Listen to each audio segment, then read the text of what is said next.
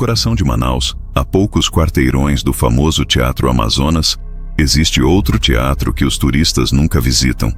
O Teatro Imperatriz foi construído em 1897, durante o auge do ciclo da borracha, uma joia arquitetônica que rivalizava com o próprio Teatro Amazonas. Mas enquanto o Amazonas prosperou, o Imperatriz foi fechado abruptamente em 1902, após apenas 5 anos de operação. A razão oficial foi questões estruturais. A verdade, enterrada em arquivos municipais que só foram digitalizados em 2018, era muito mais perturbadora. Durante uma apresentação de Fausto de Goethe, na noite de 13 de julho de 1902, algo aconteceu no palco. O ator interpretando Mefistófeles, um francês chamado Auguste Beaumont, estava no meio de um monólogo quando subitamente parou. Testemunhas descreveram como ele ficou perfeitamente imóvel por 30 segundos. Então sua cabeça girou lentamente para o público. Mas seus olhos... Testemunhas juraram que seus olhos haviam se tornado negros como poços sem fundo, refletindo luzes que não estavam no teatro. Auguste então falou, mas não em francês ou português. Em uma língua que nenhum dos 400 espectadores reconheceu. Uma língua que um linguista descreveu anos depois como não tendo origem em nenhuma família de idiomas conhecida, como se tivesse vindo de um lugar onde gargantas humanas não foram projetadas para funcionar. E então ele começou a se desfazer, não metaforicamente, literalmente. Sua pele começou a se desprender como papel de parede velho, revelando embaixo não músculo ou osso, mas algo mais. Uma escuridão que se movia, que pulsava, que estava fundamentalmente errada de se observar. Os espectadores entraram em pânico. No caos que se seguiu, 23 pessoas morreram esmagadas na debandada para as saídas. Quando as autoridades retornaram ao teatro na manhã seguinte para recuperar corpos e investigar, Auguste Beaumont havia desaparecido. Mas algo havia sido deixado para trás no palco. Uma marca no piso de madeira, queimada profundamente, em um padrão de círculos concêntricos e símbolos que davam dor de cabeça quando observados por muito tempo. A marca nunca pôde ser removida. Lixar apenas a fazia reaparecer mais profunda. O teatro foi selado. Permaneceu assim por 122 anos. Em novembro de 2024, uma produtora de documentários brasileira chamada Luna Cardoso recebeu permissão especial da Prefeitura de Manaus para filmar no Teatro Imperatriz. Seu documentário seria sobre templos culturais esquecidos da Era da Borracha. Luna, 33 anos, cineasta premiada e cética fervorosa, não acreditava nas histórias sobre o teatro. Superstição e histeria em massa. Ela disse à sua equipe de 3 pessoas: Bruno, o cinegrafista, Isabela, assistente de produção, e Carlos, especialista em som. Entraram no teatro às 14 horas de uma tarde úmida de novembro, pés afundando nas tábuas apodrecidas do lobby. O interior estava em ruínas espetaculares. A vegetação da floresta havia invadido através das janelas quebradas, cipós pendurados dos camarotes ornamentados, musgo cobrindo as cadeiras de veludo apodrecido. Mas mesmo em decadência, a grandeza era evidente. Lustres de cristal, a maioria quebrada, mas alguns surpreendentemente intactos. Teto pintado com cenas mitológicas agora descascando, mas ainda visíveis. E o palco era enorme. Maior do que deveria ser possível dentro da estrutura do prédio. É magnífico, Luna sussurrou, sua câmera já gravando. Um crime que tenha sido abandonado. É muito maior por dentro do que parece de fora, Bruno observou, enquadrando ângulos com sua câmera profissional. As dimensões não fazem sentido. Carlos estava configurando o equipamento de som no meio da plateia quando seus fones de ouvido captaram algo. Hey, vocês estão ouvindo isto? Ele aumentou o volume em seu mixer.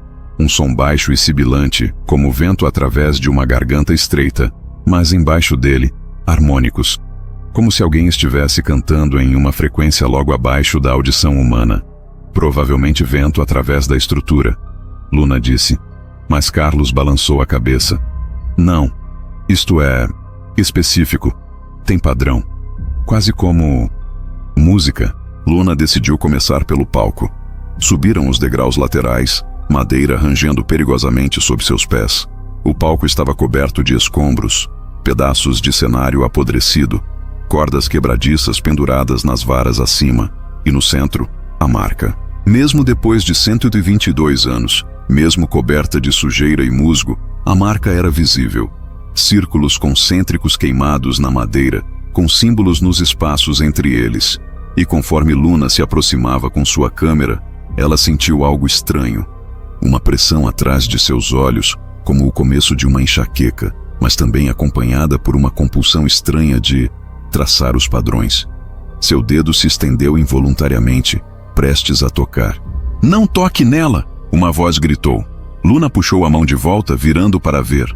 Um homem velho, incrivelmente velho, tão encarquilhado que parecia quase múmia, parado na entrada do palco. Como ele havia entrado sem que eles o ouvissem? "Quem é você?" Luna exigiu, seu coração ainda disparado do susto. "Sou o guardião", o velho disse em português carregado de sotaque francês. "Meu avô era Auguste Beaumont.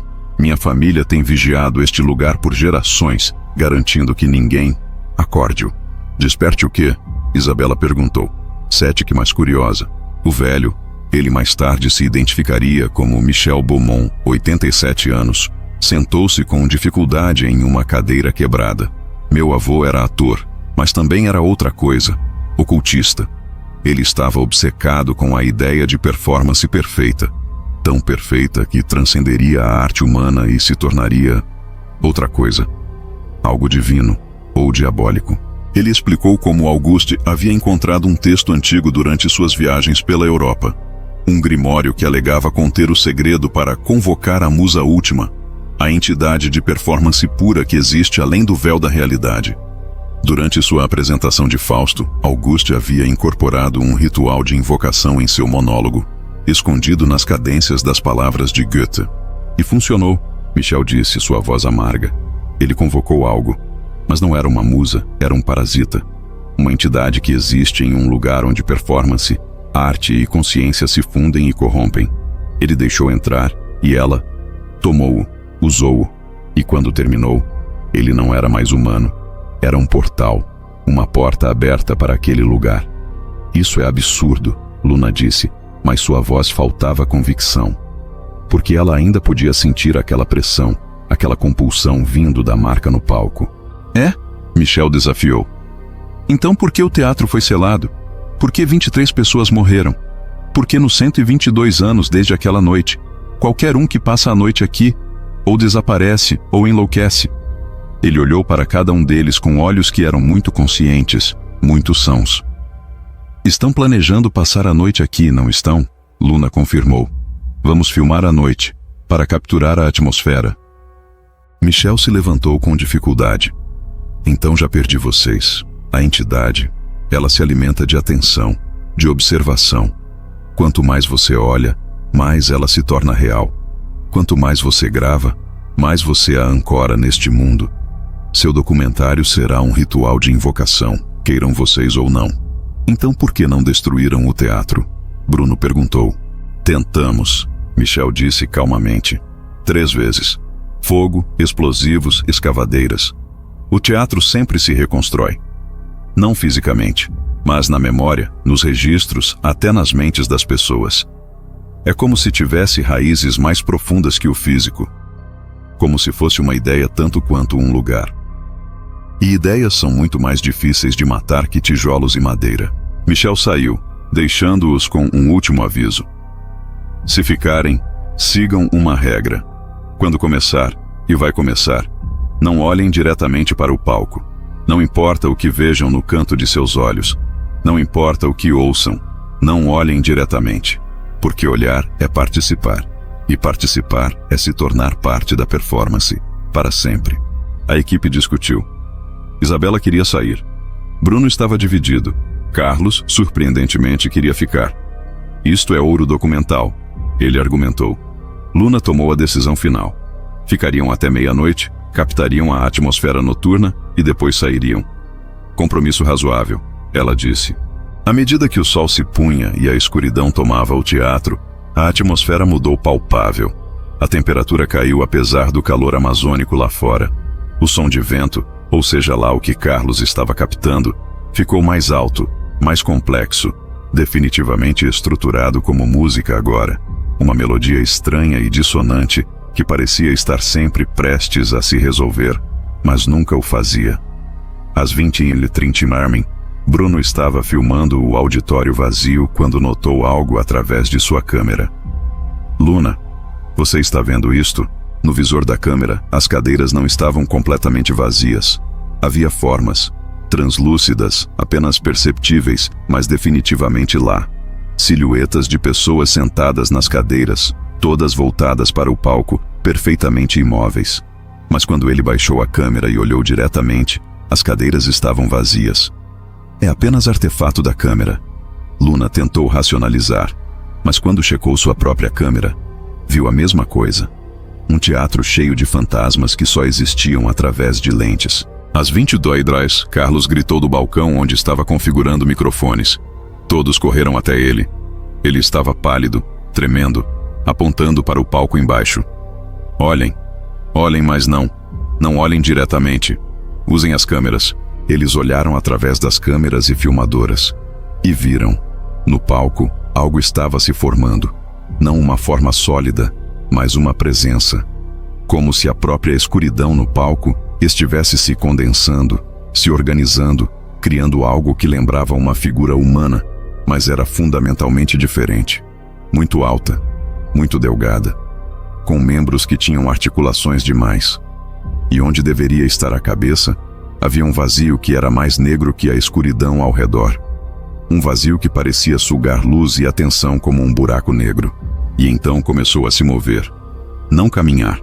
Flutuar, deslizar, se contorcer em ângulos que eram nauseantes de assistir. Era uma performance. Uma dança grotesca e impossível que seguia regras de física que não existiam em nosso universo.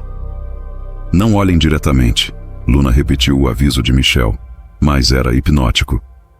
A performance exigia atenção, exigia plateia, e sem perceber, todos os quatro lentamente baixaram suas câmeras e começaram a olhar diretamente para o palco. No momento em que fizeram, tudo mudou. O teatro subitamente estava completo, não em ruínas, mas como teria sido em 1902. Lustres brilhantes, cadeiras de veludo vermelho imaculadas, paredes douradas reluzentes. E o teatro estava lotado. Centenas de pessoas em roupas vitorianas, todas sentadas perfeitamente imóveis, todas com os mesmos olhos vazios e negros, todas assistindo o palco com fome terrível. E no palco, a figura não era mais uma presença abstrata. Era Auguste Beaumont, ou o que restava dele. Seu corpo era uma casca, uma marionete, e algo estava se movendo dentro dele. Algo vindo através dele como se ele fosse uma janela para algum lugar que humanos não foram destinados a ver. Auguste falou, e era aquela mesma língua inumana que testemunhas haviam descrito em 1902. Mas desta vez, Luna e sua equipe podiam entendê-la. Não com seus ouvidos ou mentes, mas com algo mais profundo, mais primordial. Estava falando diretamente para suas almas. Finalmente, mais plateia, mais observadores, mais combustível. Vocês vieram voluntariamente, trouxeram suas câmeras, seus gravadores, seus olhos famintos. Vocês me alimentaram com sua atenção, e agora pagam o preço de toda a plateia. Permanecem, assistem, para sempre. Porque a performance nunca termina. Nunca pode terminar. Sou a musa eterna, e exijo adoração eterna. A plateia fantasma começou a bater palmas. Lento, rítmico, como trovões. E com cada palma, Luna sentiu algo sendo puxado dela. Não sangue ou vida, mas algo mais fundamental. Sua capacidade de ser outra coisa além de observadora. Sua autonomia. Seu livre-arbítrio. Tudo se condensando em um único propósito. Assistir. Testemunhar. Validar a performance. Isabela foi a primeira a quebrar. Ela gritou e correu para a saída. Mas quando alcançou a porta, não havia porta. Apenas mais assentos. Mais plateia fantasma. O teatro se estendia infinitamente agora em todas as direções. Um auditório impossível com o palco sempre visível, não importa para onde você corresse. Sempre lá. sempre exigindo atenção. Bruno tentou desligar sua câmera. Descobriu que não conseguia. Seus dedos não respondiam aos seus comandos. E mesmo que respondessem, percebi agora que não queria desligar, porque a performance era magnífica. Horrível e errada e obscena, mas inegavelmente magnífica. A arte mais pura que ele já havia testemunhado. Valia a pena sua alma assisti-la. Carlos não resistiu nem um pouco. Ele sentou calmamente em uma cadeira e começou a bater palmas em sincronia com a plateia fantasma. Um sorriso pequeno e ausente em seu rosto, seus olhos se tornando cada vez mais vazios, cada vez mais negros. Luna lutou mais. Jornalista treinada, pensadora crítica, cética fervorosa. Ela recusou a acreditar. Recusou a aceitar. Isto era ilusão, hipnose em massa, algo que podia ser explicado e vencido com lógica. Mas a performance continuava, hora após hora. Auguste se desdobrando em formas impossíveis, falando em línguas que reescreviam a compreensão de realidade de quem ouvia, contando uma história que era toda história. Toda tragédia e comédia e drama condensados em uma única narrativa que quebrava mentes humanas tentando compreendê-la. E lentamente, inevitavelmente, Luna sentiu sua resistência derreter.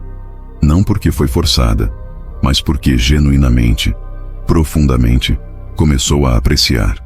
A performance era transcendente. Era a arte além da arte humana. Era exatamente o que Auguste havia buscado. E era válido existir. Era válido ser testemunhado. Ela sentou. Começou a bater palmas.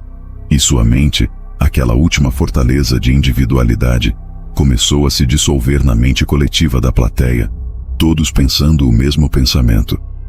Bela, tão bela, nunca pare, nunca, nunca pare.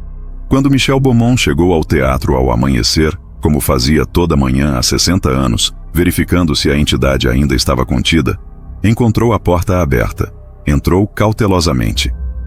O teatro estava em ruínas novamente, como sempre. Mas havia 4 novas estátuas no auditório. Não estátuas. Pessoas. Luna, Bruno, Isabela e Carlos, sentados em cadeiras quebradas, perfeitamente imóveis, olhos abertos mas vazios, mãos congeladas em posição de aplauso. Ainda respirando, tecnicamente vivos, mas vazios. Observadores perfeitos, plateia eterna. Michel suspirou com tristeza antiga. Avisei, sempre aviso. Ninguém nunca escuta. Ele tentaria notificar as autoridades como sempre fazia. Eles removeriam os corpos como sempre faziam. Os corpos seriam hospitalizados, declarados catatônicos, causas desconhecidas, como sempre eram. E eventualmente, meses ou anos depois, os corpos morreriam, porque humanos não foram projetados para ser apenas observadores, apenas testemunhas, sem nada mais restando de sua essência.